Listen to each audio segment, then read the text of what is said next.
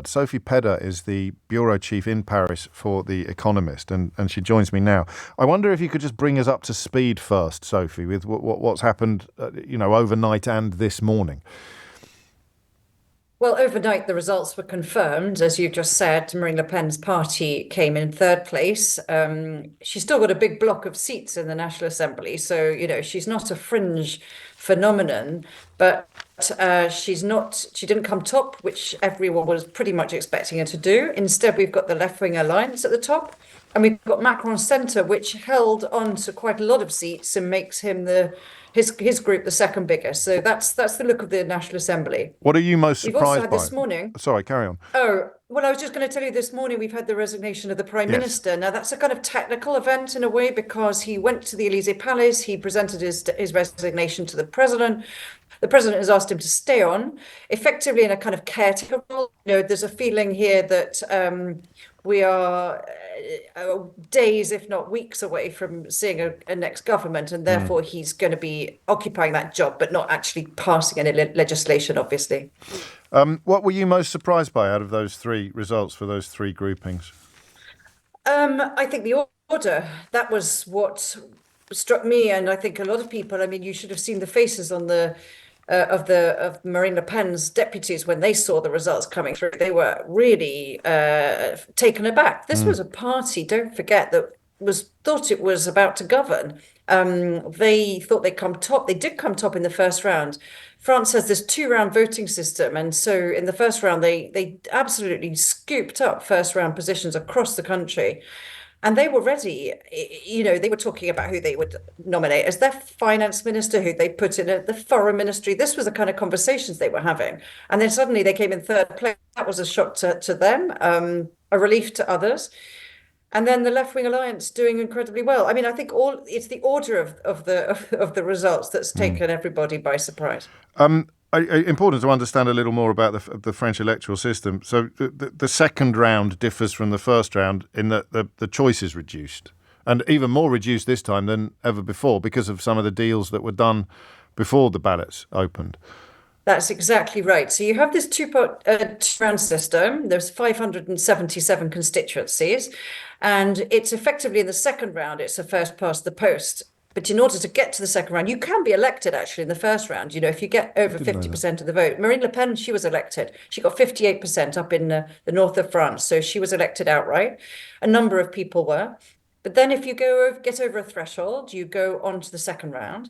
And what happened there, and what often happens is that you have 3 qualifiers. But that in between the 2 rounds, there are kind of tactical deals done between parties. And in this case, the deals were done between the centrist, Macron's centrist movement, and the left-wing alliance. And the point of all of that is to stop the vote being split, the anti-far right vote being split. So whoever came third in the qualifier, in other words, was sort of invited, expected, kind of ordered to stand down. And in some cases, that was really complicated. I mean, we had a couple of people from government who made it into the second round in their constituencies, and Macron actually had to literally, ask them, please, can you now step down? You're in third place.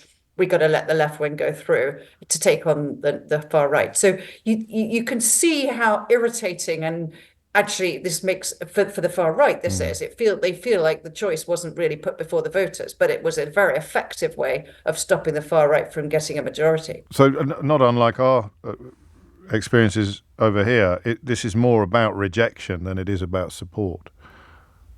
I think so. I mean, in a way, I sort of see these 2 rounds as you could almost sum it up as kind of 2 little referendums. The first referendum was on Macron, and people absolutely rejected him. There's no doubt about that. The vote massively, heavily for the far right. But the second one was almost like a little mini referendum on the far right. Yeah. And this time it was, well, we don't like Macron, but we don't like the far right either. And so we've ended up with this hung parliament, which is what it is, with no majority, no single bloc dominating. And that's kind of a good reflection of the country. It's a very divided France. How left-wing is the left-wing grouping? It depends who you ask. Right. It's an incredibly broad coalition, Yes. which goes from the sort of, I suppose, the best comparison for the UK would be a kind of Corbynist left that's under this leader called Jean-Luc Mélenchon, who was once upon a time a Trotskyist and is an absolute kind of radical. And it goes all the way to the very moderate left, the Socialist Party. There's a character called Raphael Glucksmann, who is honestly, he could be sitting in Macron's party. I mean, he wouldn't like me for saying that, but he could. And Greens as well. So it is an incredibly broad church. They disagree on almost everything from sort of NATO to arming Ukraine to nuclear power. I mean, it's almost a miracle that they managed to put together this alliance, which they did, and it stuck for the election. But because they agreed on the importance of keeping Le Pen's lot out. Would that be pretty much the only thing that they agreed on? Yes, but I would say more than that. I would say that they saw this as a chance for them to become a player again. I mean, don't forget that Macron's project over the last 7 years in France has pretty much been to crush the left and crush the right, and that's been very bruising, especially for a party like the Socialist Party, which was just has performed so poorly. And then suddenly they sensed in the after the European elections, which were on June the 9th, they sensed this kind of wind in their sails, and they really didn't want to let that go. So they saw a chance of them becoming a kind of major player again in French politics, and that overrode all the differences between them, and they managed to stitch this alliance together very fast. Thank you, Sophie. Finally, where does this leave Macron, and where does it leave his gamble? Because you could read it as having paid off a bit, because the far right, the National Rally, are not providing the next prime minister, but equally everything looks very messy.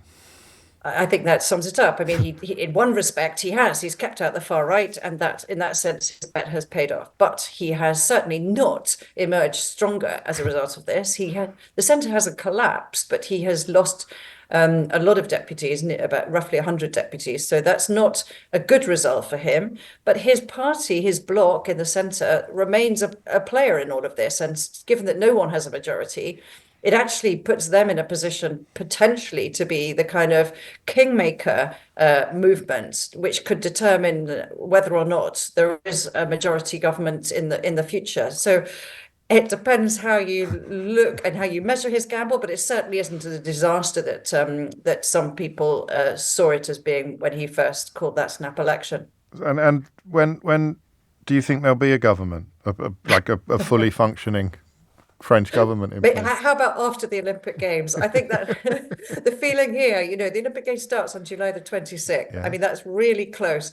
The idea of having a kind of unstable, chaotic situation doesn't really appeal to many people. So it's possible that the caretaker government will just continue not doing anything, just signing the checks, keeping government ticking over, not doing any legislation, just to give France a bit of stability during the Olympics. After that, I think all bets are up. Oh, happy days. Sophie, thank you so much. Sophie Pedder, the Paris bureau chief for The Economist.